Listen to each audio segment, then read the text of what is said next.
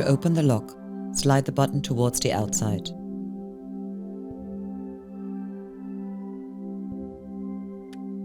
If you'd like to change the code, open the lock.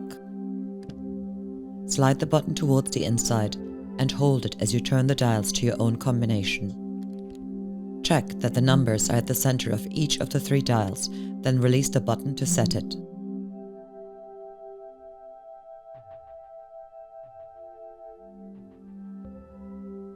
If your suitcase gets stuck, simply apply pressure on the top shell above the lock and pull the button.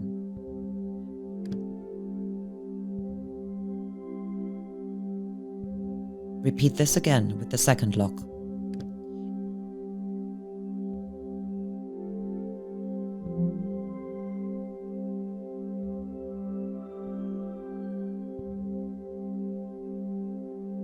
If an issue with your locks persists, please reach out to us by phone, in store, or at RIMOWA.com for further assistance.